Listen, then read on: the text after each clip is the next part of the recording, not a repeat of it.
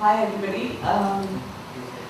It's always very interesting that when one has to talk about tech stuff, there's always tech challenges, and which is why it's so much easier to just work with a print book.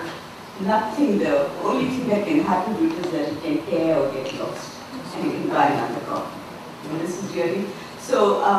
Even though we had planned the session kind of differently, and I didn't want to be able to show you some of the stuff, the things that we've developed for the digital space because of things like compatibility issues and other such technical inefficiencies of various platforms, and I may not be able to show you, but I've got my a couple of iPads here with me, and which we can kind of pass around for some of the work that we have done, and we can probably take a look at it. As you know, Current Tales started off as an audiobook publishing house, and it continues to be so, though not primarily. We moved on to non-audiobooks as well. But what we didn't realize at that time, but which came much to our assistance later, is the fact that the audiobook format itself lends itself so wonderfully to a digital space. Because you don't, when you take on a picture book onto a digital space, we already have the audio existing and ready, and in a manner that is beautifully created. So I just want to take you quickly through where we started in our journey with how we got with the book, the audiobook, to other spaces. So, and the term video book is something that we kind of coined, because based on one of a few of our books, we did what was called as a limited animation, taking the illustrations of the book, but we'll get to that. Yes, so we first started, just the focus was on the audio, and it was also text-centric because those books were about 1200 to 1500 words long, and they were 24 pages long, and the illustrations at that time, which is about 15 years ago, was of course very cartoon animated style, heavily borrowed from Disney-ish kind of illustrations. How do you count pages in audio? Sorry? It's a book and a CD, you see. Our audiobook is not just the CD. It's a picture book and a CD. So the whole idea of it is that when the child listens to the story, he or she has something to focus on. So therefore the illustrations, and therefore also the cue, a sound cue at the end of every page, which helps the child turn the page even if he or she doesn't know to read. And it helps the child into the reading habit. So this is how our early books looked, and it's been a long journey since then. This is the story of the Blue Jackal. And so we had all the text on the left and all the illustrations on the right, and at the end of the page there would be a sound of a cane tap, which was tak tarak, and then the child would turn the page. And then the illustrations got on both sides of the page. This is the monkey cane. And during the years 2003 to 2009, of course, we still focused on the audio, but we started looking at different kinds of illustrations. We looked at younger illustrators and new illustrators. We looked at illustrators from NID and Srishti and IDC, and people, Indians who were based abroad, even artists who were based abroad but who had spent a sizable amount of time in India and understood the Indian ethos, and therefore could take our stories and illustrate it in a manner that was not completely foreign. So this was, the Monkey King was redone again in a kind of mixed Madhubani-ish and Mithila style. And this book did quite well for us after we changed the illustrations. The audio still remained the same. And the Blue Jackal, we changed it from the earlier cartoonish kind of illustrations to the Varli. And once we did this, and we cut down heavily on the text, and therefore this book was marketed only as a picture book and only internationally, and we sold the rights to this book in about 6 languages abroad.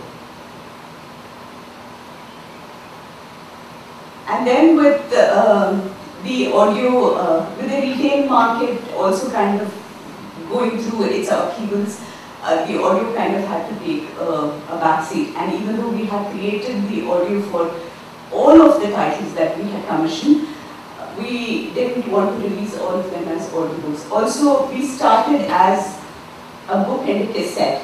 This was in 1997. And between 1997 and 2012, I mean, it's incredible, from the cassette to the CD to just a downloadable to I don't know what. I mean, it's kind of that physical thing has disappeared and it's somewhere out there in the virtual space, you know. So there were no more audio CDs.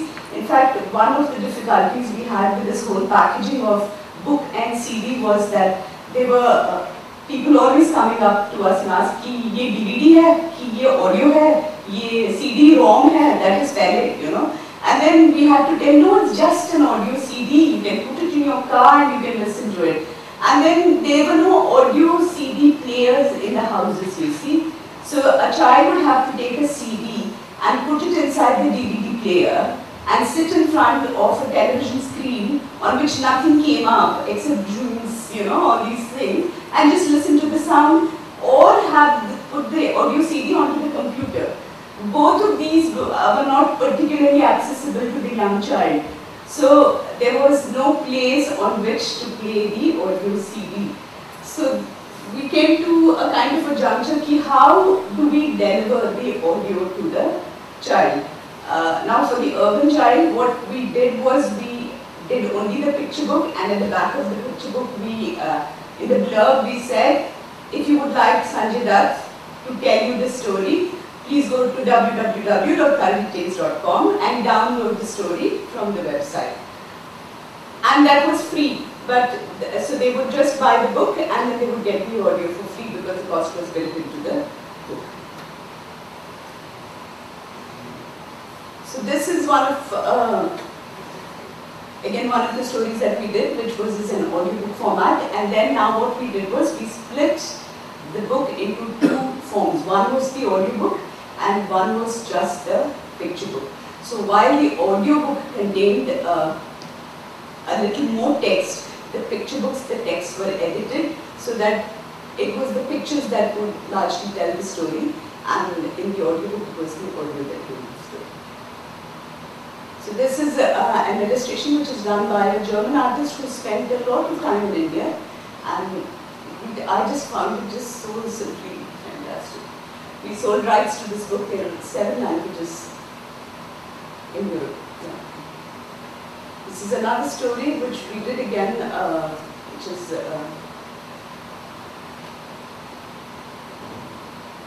after most recently what we did was when ACT Media invested in Curry Tales, one of the things that they saw the possibility of with all our stories, with all the audio was that it would make for a fantastic television series. However, since the illustrations were all disparate from one another, we couldn't use the same style because the series would have to maintain a certain style. So the people whom we gave to develop it as a television series reconstructed the entire series as with their own illustrations, and we did sell this to Disney. So we had 26 episodes of Curry Tales launched on Disney Channel. We did it in English and Hindi. It was aired 3 times a week, twice during those 3 times. So this is how the Blue Jackal now took another avatar from the previous 2. This was for television. And we had Javed Jafri who lent his voice for the Hindi, and while we maintained Nasir and Sai Jafri for the English. So these were all the stories. This is all for the television.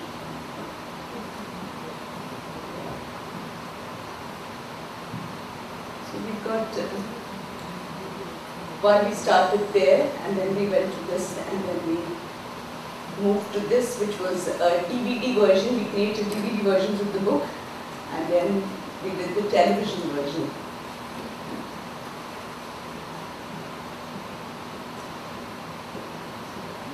And of course, during all this time, I'm growing older. I've lost all the color from my hair, And, and then the formats of the book, of course, are growing into spaces that we are not just familiar with, but we are growing at such a rapid pace, you know, that I mean, it's bad enough that I have trouble figuring out my mobile device, you know, from just to send a text message. And now this has gone to places where you cannot even fathom how this works, who will buy this, who will access it. And my constant argument about taking print to a digital medium was, it was bad enough, you know, to find space in a physical store for a physical book. I mean, visibility was so hard for a children's book. And in the e-space, that is in the digital space, I mean, given that there are no boundaries here, there is not even a boundary shop, everybody can compete in this virtual space. Where is my blue jackal going to find his howl? You know, I mean, there is nobody who is going to come looking for it. And if they come looking for it, where are they going to find it? How much marketing would I have to do in this virtual space for me to be seen? And besides, it is a space that is so alien to us that we don't even know if somebody can get into that and stop your thing from being seen, or, you know, do all these great computer hacking jobs. And how is it that you keep your books safe, visible, and interesting and competitive in the space that you know nothing about, which is not even a physical space that you can do there? But of course the market demands it, and you can't always be sitting on your high horse and saying that it is only the print way that I will go to, even though that probably I would rather be buried or cremated with my books than my iPad. This is, so we enter books. So this is our challenge. So the App Store model is, of course, hugely competitive. It gets around 3 million apps, and the ease of development and distribution means that clone versions of your app are coming. If you pick the wrong category to display your app, the chances of being discovered by your target audience gets lower. This is how it looks, you know. It's like a sci-fi movie or something.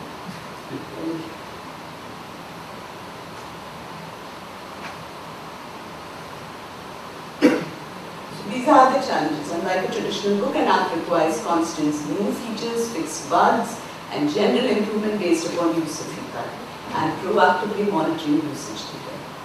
Creating book apps is, of course, an enormous challenge. Plus, what is it that finally you want to, do with it? I feel maybe a cat in a hat will work as an app, will work as a film, which will work as a DVD, which will work as everything, because the cat in a hat, as a print book by Dr. Seuss, has already made its mark. But if I have to make a book just for the e-market, I don't even know how we'll start or what we'll do. So this is our survey, or whatever we found. So who uses digital books? This is the age group, desktop PC as opposed to iPad, as opposed to Kindle and laptop.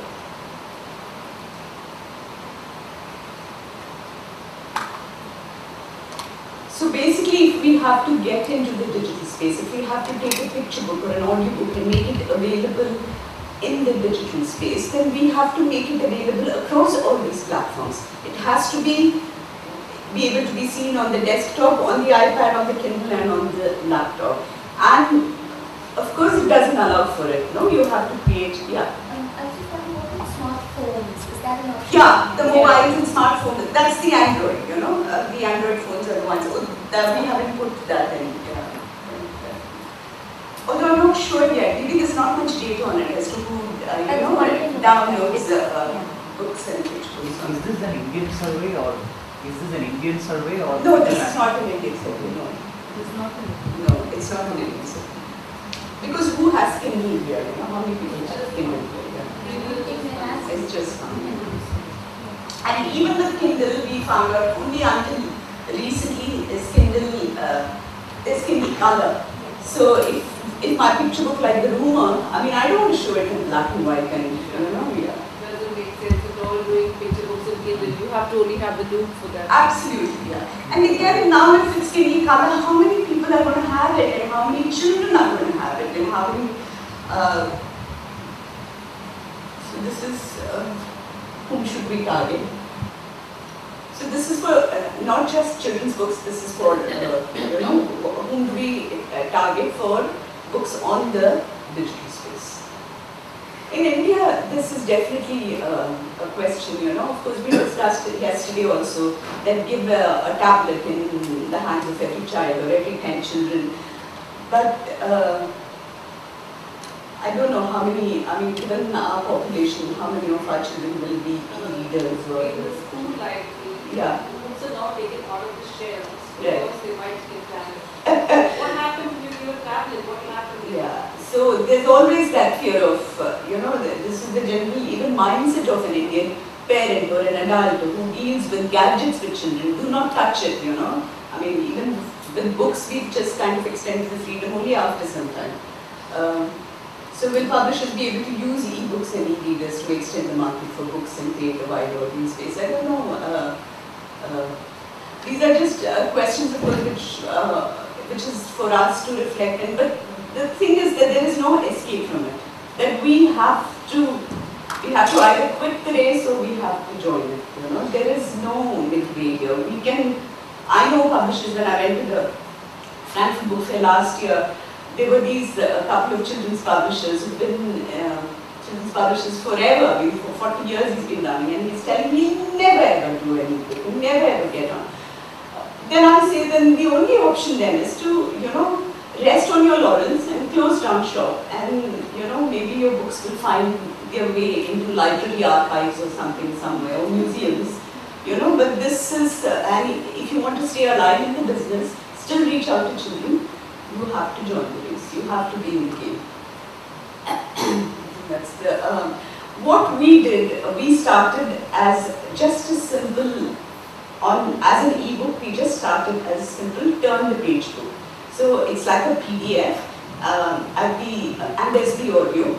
So when the text gets finished, when the audio finishes reading the text until that page, then the child has the privilege to turn the page. So then the audio begins again. It pauses automatically at the end of the page, and it will continue only when you turn the page to the next one. If the child wants to move fast, he can move 3 or 4 pages, and whichever page the child halts at, the audio will begin from there. This was a simple, basic e-book, which was one that we first developed. Nothing, no interactivity. The only interactivity is to turn the page, just like how you would do if you were sitting and listening to it on a DVD player. What we did then was this whole issue about the app scheme, that we have to make it more interactive, and the apps is the way to go. And it took me a long time, of course, to even understand what apps were. So this again was something. See, while you can editorially control manuscripts and illustrations within your office space, you cannot have now build a team to create apps within your budgets or your working budgets for developing a book. So you have to outsource this. And when we outsource the apps, again we found out that the cost of making changing a 24-page picture book to an app is, it was crazy, the kind of money. We were spending less developing a book, a complete picture book, then now again we had to spend an equal or more amount of money to developing an app which was going to sell at much lesser price, and one would hope that there would be an incredible number of downloads for us to make, for me it just simply didn't make any sense. But that's still the buzz that's going around, that even though you invest, so people are saying, let's bypass this process of making the book itself. Any book that you envision, any book that you think of putting out in the market or creating, create it first with the app in mind. First you create the app, and then you make a physical book if you wish. But it's it's somehow crazy for me because that's not the way authors write, neither is it the way illustrators think. The illustrators who think that way are people in the app industry and the people who are in animation. Because they are the ones who can think like that, draw in layers, make it.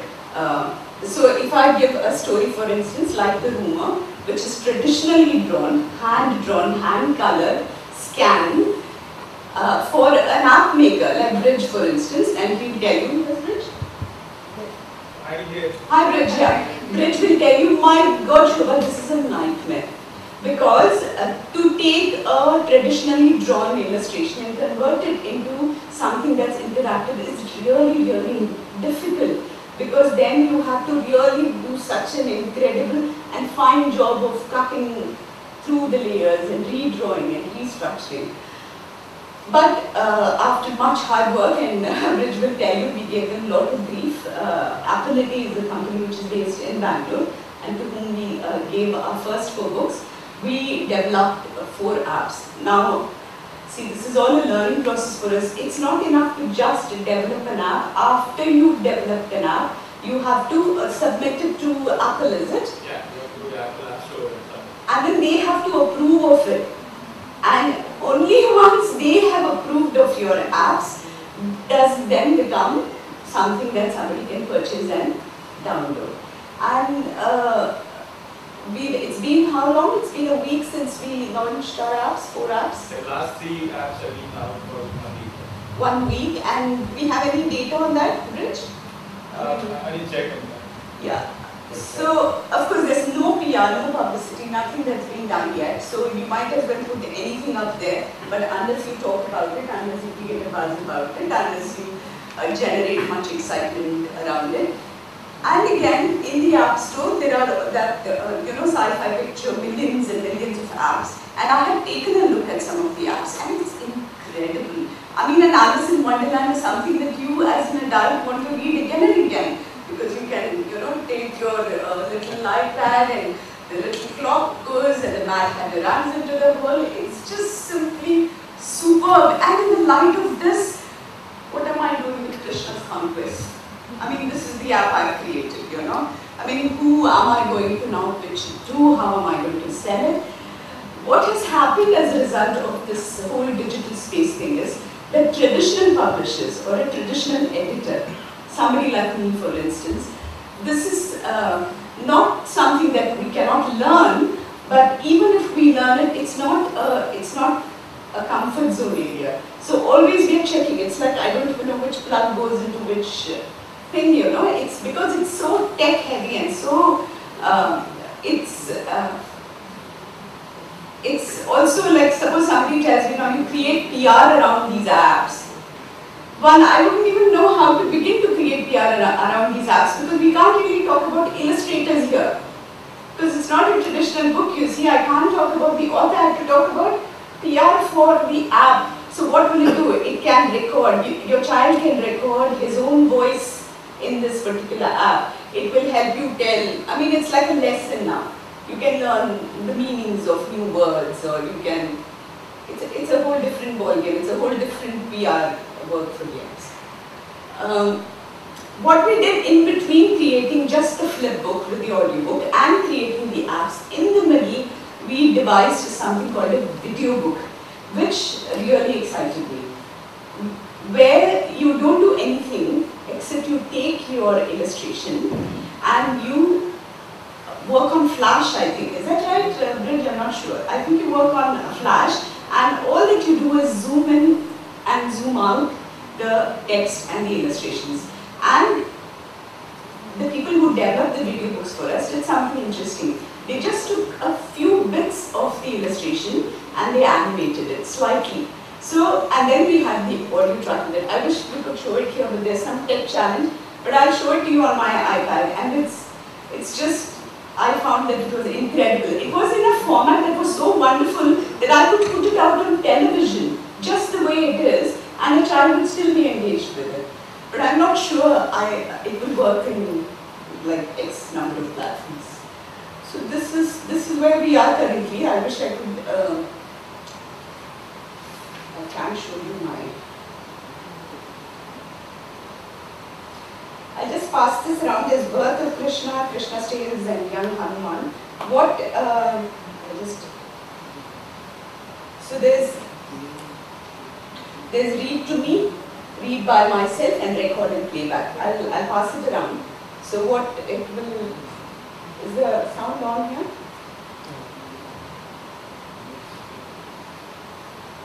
I don't know what to do in this.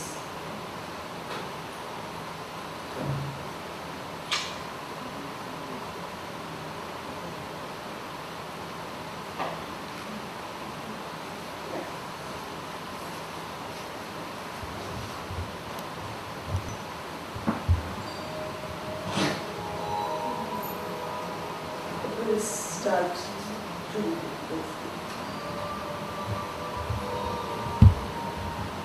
It is almost midnight.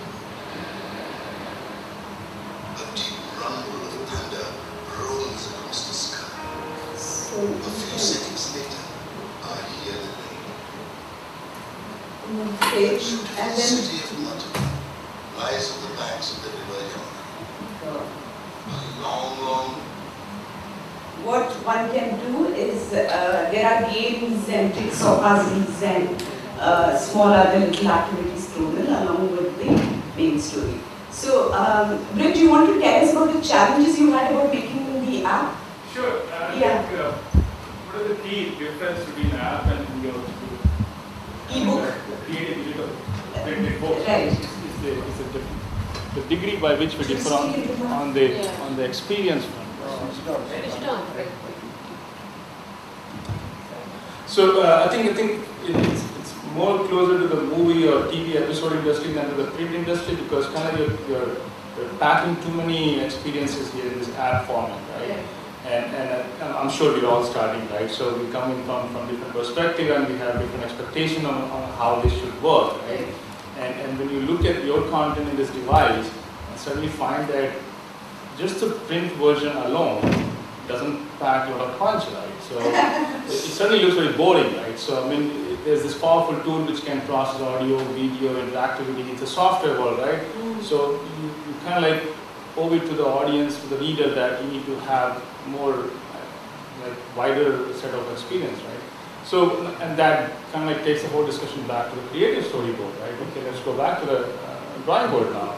Redo the book experience, right? Okay, kid is reading, what age group, early stage, okay, let them read by themselves, or read to them, or I'm a little grown up, I don't want audio help, I'll read by myself. Right? So you have those three basic formats there, right? And then you have kind of like, okay, I'm done with this app now. I'm on a second, third visit to this app. What can I do there? So you have a little bit of interactivity. Okay, can I play some character-based games like Jigsaw puzzle, or I can, if there's a little Krishna, can I draw my own interpretation of Krishna, things like that. And just to kind of challenge them a little bit, okay, you've read the story now, do you recall the sequence in which events happen? So you take some 3 pictures from different pages and ask them to assemble in the right sequential order. So not too preachy, but enough to kind of like get them in the mode that they have to. Yeah. So and it's the bigger challenge is more in like not to include in the app. So because there's a tendency of like just cramming more and more stuff in there, but this is a area where experience matters more than like adding more power to them. Right? It's not your educational stuff, right? It's kind of like at what point you want to just leave the app alone, right? So that the experience is good. And that's a challenge, and I don't think we have nailed that balance yet. No, but I don't know, I would actually like to ask people who are actually considering this space, how do we get noticed here? I mean, what is the trick to getting noticed? How do we make our presence felt? We've all brainstormed, we've come up with several kinds of possibilities, marketing possibilities for this. Of course, again, everything has to be through the digital space, but still there's so much out there. How do we get noticed? I can share my experience. Yeah. Now there a lot of speed. The digital TVs nowadays that come with app-enabled screens, which preload in doctors and guys. That are being active. I don't think that helps. You are struggling with so many devices already out there, and you are trying to get yourself seen. And these supposed digital TVs, where are they? Fine, but where are they? How many TVs are there? We have so many iPads around in this room. Not a single app TV. The issue is one of you are always going to see this problem. In fact, earlier there were only so many publishers. Now anybody can create an app. How good or bad it is different. But if you take public story content, let's say Alice in Wonderland, there will be 20,000 apps on that. So there is an internal rating in some sense. There are two things that's going to be controlled. One is the pricing. The other is how many people have downloaded that before. So the first mover advantage also helps in some sense, which is sad. The only other way of dealing with this is sort of creating a master app which is very popular, and every new content that you keep pushing into that gets sort of in-app purchase kind of a thing. So you have a Creditails, which is a brand. So there's a Creditails brand where I can go in and keep on buying more and more content apps from within that. If you have 4, each one is a separate thing and they are not going to be listed together. There's an alphabetical listing, there's so many other complex listing. I don't know, I mean I'm just, app is a totally new thing for me. Right, I think what the industry term for that is aggregator app, right? And what you get with the aggregator app is that, okay, you have challenge on both sides, aggregator or standalone app in terms of reaching out to the customer. But the good side with the aggregator app is that at least you got their relationship. Right. You made them sign up, right? So today they are on iPad, tomorrow they go to Android or Kindle Fire or who knows what, Windows 8, right? So you get some link to that customer, right? Which is hard to build on a standalone app, right? But at the same time, the barrier to kind of like stay relevant in the aggregator app is very high because that's you're commanding you're asking for home screen placement, right? Which is good luck. I mean, that has got CNN, Flipboard, email, everything, and but that is at least, you have your brand. There are people, if you have faith in your customers, I mean assuming brand like Creditails or Amazon or such brands, as opposed to a non-entity brand, you can do a campaign through offline and other ways, saying, if you want this, go to the app store and get the home app for no cost. Yeah. Just download it. And then from within that, keep buying. Yeah. It's a window through which you can run your whole business actually. I mean, there's nothing saying that you cannot hire new writers or illustrators through the app which you are having out there, right? I mean, the new products coming out, new discounts coming out, author coming to the city. I mean, if app is what is putting out there like your front to the world. So, but again, this calls for like thinking through budgeting, skills, confidence, and all that, right? It's like 1996 you're trying to build up a website, right? I mean, 2-3 generations has to go through, and there will be many failures along the way. But pacing is what we need to do, and I think you only get to know when you do that.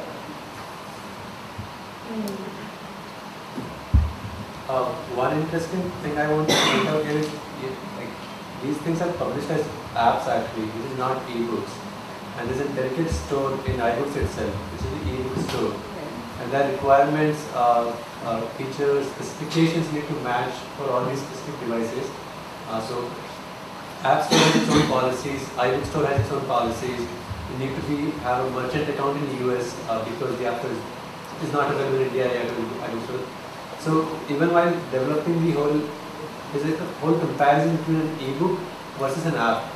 And the pricing for that app is only going to work on an iPad. So if you want to make it available on phone, you have to develop a separate app. On Android, same with Kindle Fire. But an ebook, if done the right way, could actually work across these devices. And also possibly TVs, the new ones, which a lot of companies are taking steps, and that hopefully the new devices will make the TV interactive. So I think as a publisher, when you're thinking of those, you need to have everything in your mind and then probably do some sort of surveys or see what's working, what's not, and think creatively through it, essentially. I think that's what it is that, like as an author, I think of an idea, an illustrator puts that in a picture. As a publisher, I need to now think creatively that how can I get it out there in the best possible way. Not necessarily reducing the cost, but really getting the ROI on my input. I just like to add one more dynamic to this. See, when we look at cost structures, one is the whole, what sort of a team do you actually put together to create something like this? It's an entirely new dynamic. On the one side, while we grapple with cost structures here, the other is the whole supply side and the marketplace. Any marketplace sucks away about a third of whatever, and then there are expectational pricing controls, that while they don't set it as control, on an average an app costs $102. So now, how do you manage all of this is something I think only time will tell. You earn in nickels and dimes, and then hopefully sort of you have scale and range, and it probably makes sense. But for the moment, I don't know if there is a single person who's making money. I don't know about non-educational stuff, but in education per se, on these sorts of apps and mobile and stuff, millions of attempts. Not to my knowledge, one cash positive, profit making operation. Not in India, anywhere in the world. That's true. That's really right. I think this is very tough act to follow because there's a pressure on time to market, go out there, be seen. Right? At the same time, you want to be like have enough discipline to kind of slow down and take your time to be on the same platform. Right? How to do those two things together on a budget which you can live with, and pick another day to kind of like fight the battle. It's a tough act. Well, just to add to that, I think the reason is not that it's not succeeded, it's because I think we have not tried enough. So to give an example, Angry Birds, they failed 50 times before they made this killer game. I don't think anyone's tried that in education per se, or in publishing, that they tried to fail 50 times to build this killer app feature and then try You want to know how much I spent? Yeah, I need to spend the right guys, that's what I'm saying. So I'm sitting here, spending the right That's the best PR I think in the apps world, the most successful apps, if you look at around, are the free ones, which give you news, magazines, etc. And the entertaining apps which are like games, Temple Run, Angry Birds, etc. To convert, when you look at converting books into e-books and then into app books, you're kind of encroaching into entertainment, gaming, animations, etc. And if you're just giving a book which can flip from page to page, people may not pay money for it. If it's free, you might download. But yeah, what extra, like he talks about education. So one of the things that we had done earlier is more about having a lot of educational things and limited distribution of that app in a school, in an American school, where it is used by the teachers maybe to, and there is money involved, so you make some money and you don't rely on 10,000 downloads and stuff like that. That's a possibility. But unless you have all these kind of puzzles and treasure hunts and all these kind of things, your app book might work, but a Temple Run might come and steal away all your customers. So it's and as he said, maybe an e-book which is easier to make, less expensive to make, is an answer rather than spending like one app that we tried to make. It lasted 8 months because of the Illustrator, international discussions, etc. And I don't think it will generate enough revenue. So there is no silver bullet to this, and I think the content, like as you said, the cat in the hat, Dr. Seuss, it's very successful because the book is successful. And I would pay $2 to download Cat in the Hat app book because I like it and I would like it to see on the iPad. And I think the content is what will drive the app rather than I don't think an app will create PR for you. So I think all publishers, in my opinion, should trend even though we are an e-publishing company, I don't agree that all publishers should jump into spending multiple lakhs on apps, because it's a new world, and most of the money making apps are not from book content, are more from entertainment and fantasy and stuff. I know, it's a, see, if you look at most businesses, the trend is anything yucky and new. First you do it for entertainment before you do serious stuff. And that's the nature of what you started using internet for, CDs for, the whole storage medium, and then use is all that. But I suspect, where sometimes, including me, BT is charged is the sense of when you try to look at apps, so again, I always talk from an academic perspective. The first thing you do is, when you think the only way education will happen in a serious format is you put your head down and read. It's not something that you can lay back in an armchair and then flip, and that's not how education happens in a real sense. And if you are going to say that I'm just going to dunk the book into, from a paper to a screen, true, it's not going to work. And the other thing is that in terms of how devices change the way you consume, that to get intrinsically into the DNA of the person who's creating and publishing in different formats, it takes time. It's easy enough to philosophize and say, it should be done differently, but you try doing one, you'll know what the challenge is. How do you think, I should use this way or should it be this way? And when you do that, what should you build into it? Typical challenge. What's the most boring subject that I have built books for? Accounting. What do I do on an iPad for solving accounting? And how do I make it engaging and interesting? There is a use case. I'll give you another angle to this. There is this company called All India Reporters, who are India's legal database company. They have all the law courts of every case in India, and they had approached us when we were starting off to create an iPad-based platform which people can use in the courtroom, by which you can say Swami versus Khurana, Bombay, 1992, and it gives text. There was they thought at that time that there was an iPad or a mobile delivery application which they could sell for big money to the courtroom. I feel that there is maybe a tablet application for everything, but I think till the day it becomes like a publisher can press a button and it also creates a print book and creates an iPad app, etc. And the costs come down so significantly, then I think but I think today the effort required, the technologies involved are so complicated that you have to go through failure to maybe reach small success. I suspect that applies to every industry. Sorry to interrupt, but let us see the last comment. We have to start the next session. Yeah, I think what this issue definitely merits revisit in another 2 years or 3 years, and we just all know whether we've all jumped onto the bandwagon or stayed with our beautiful rituals. Thank you.